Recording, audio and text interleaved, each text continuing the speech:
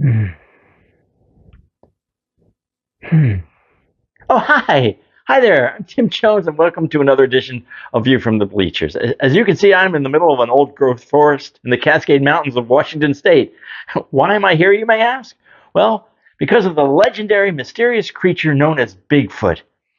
You know, there have been more Bigfoot sightings in Washington State than anywhere else in the world. It's true. Ha! Well, check this out. This is a map of reported Bigfoot sightings from just the past 10 years. Pretty incredible, huh? No one has ever proven that he exists, but that's about to change. I'll explain why on the other side. Oh, wait a minute.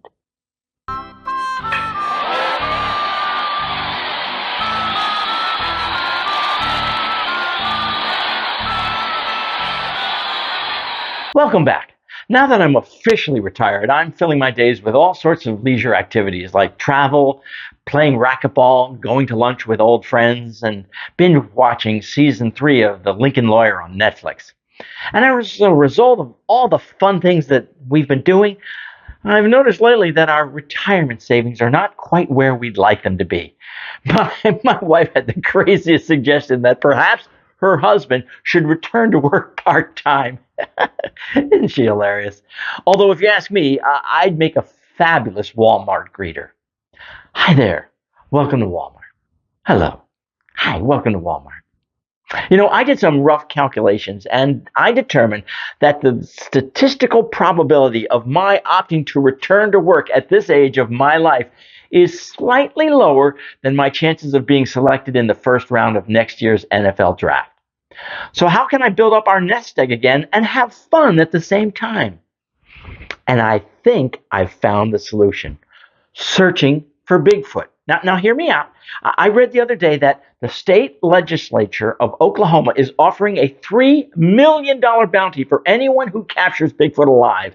And if I can claim that prize, this reward would more than cover the cost of chocolate chip cookie dough ice cream, my favorite, for the next 20 years, with money left over to buy the latest PlayStation 5. And it just so happens that I live in northwestern Washington state, pretty much ground zero for Bigfoot sightings over the past 50 years. See this photo? This is perhaps the most iconic photo ever taken of Bigfoot.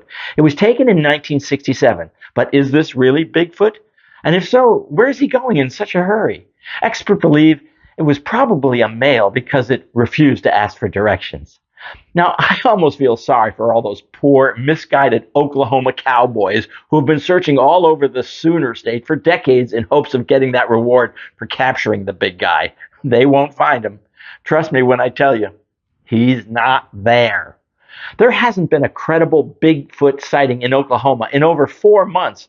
I'm pretty sure he's right here in Washington State, picking berries and chasing rabbits in some forest habitat. Well, either that or dumpster diving for stale bananas behind a 7-Eleven along the Cascade Highway. You know, Bigfoots aren't exactly known for having haute cuisine tastes anyways. Now, people have been looking for Bigfoot, or as we locals here in the Pacific Northwest prefer to call him, Sasquatch, since the 1800s. That's when the settlers in the northwestern United States began reporting sightings of a large, upright, ape-like hairy creature, sometimes estimated to be over 8 feet tall, with a powerfully built frame. In other words, he probably looks eerily like my late Uncle Ralph if you added 3 feet to Uncle Ralph's height and made him slightly more attractive and smarter. Now, here's one of the earliest known photos of what some people believe to have been a Sasquatch. But on closer inspection, however, some scientists now believe that this was just a drunken Native American in a gorilla outfit. And reinforcing their opinion was the discovery of a label on the back of its neck that read, Hiawatha's Discount Costume Rental. Yeah. Searching for Bigfoot will get me off the couch and out of the house, so I figure my wife will be all in on my idea. Plus, I can set my own schedule. I won't have to get up before 10 a.m., which is ideal for me because, from what I understand, Bigfoot's not much of an early morning riser either. When I start my search for Bigfoot, I think I'll begin right here at this Bigfoot crossing sign. I think I'll put out a trail of Reese's Pieces to lure him to me. Just like in E.T. Unless you think he's more of an M&M's fan. Hmm. Where I live is roughly halfway between Washington State's two largest mountain ranges, the Cascades and the Olympics, where most of the Bigfoot sightings have been reported. However, just last week, an elderly woman claimed to have spotted Bigfoot hiding behind an '87 Chevy Impala in a Target parking lot, not far from my own house. But it was later determined to be just an overweight, stark naked, extremely hairy old guy wearing nothing but a MAGA hat and carrying a 12-pack of Miller Lite. An understandable mistake. In preparing for this ambitious project, I've been doing some preliminary research on the equipment required.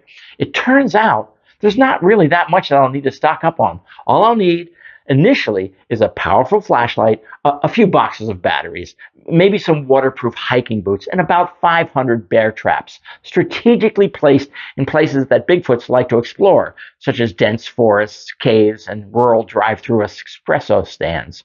Now, the other day, I went to a gun store to purchase a rifle and a case of tranquilizer darts.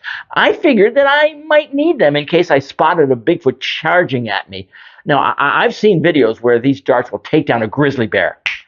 I'm not the most accurate shot, but I figure, if I miss and I accidentally take out a deer hunter, well, at least I will have done my small part to reduce the world's deer hunter population. Now, I will also need to buy a truckload of red vines, as I read somewhere that Bigfoots love red vines.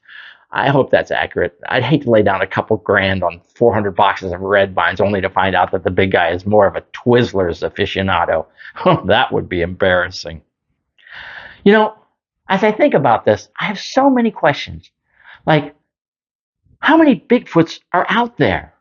And what do they like to eat? Could they be taught to use cutlery? Do they make good pets? Is the plural of Bigfoot big feet? Could they be socialized enough to learn how to play fullback for my Seattle Seahawks and then maybe lead the Seahawks to victory over Patrick Mahomes and the Chiefs in next year's Super Bowl? Hey, a fella can dream, can't he? I'm excited to get started. In fact, just last night, I thought I might have spotted Bigfoot in my backyard.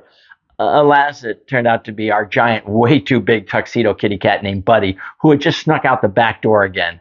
Good thing my wife told me in the nick of time, as from my vantage point, I had a clear shot. I guess I should think twice about hunting for Bigfoot without my glasses. Now, I admit, I realize it's a long shot that I'll win Oklahoma's $3 million grand prize for capturing Bigfoot. But if I bag the big guy, I know the perfect place in our house to display my taxidermied catch. Check it out. In the main foyer. I think I'll use him as a coat rack. Oh, my racquetball buddies will be so jealous. Well, that's the view from the bleachers. I'm Tim Jones. Oh, and one more thing. As a soon-to-be nationally recognized expert on how to capture the elusive Bigfoot, please take my advice.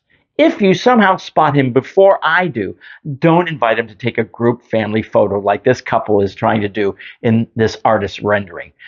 It's probably not going to end well.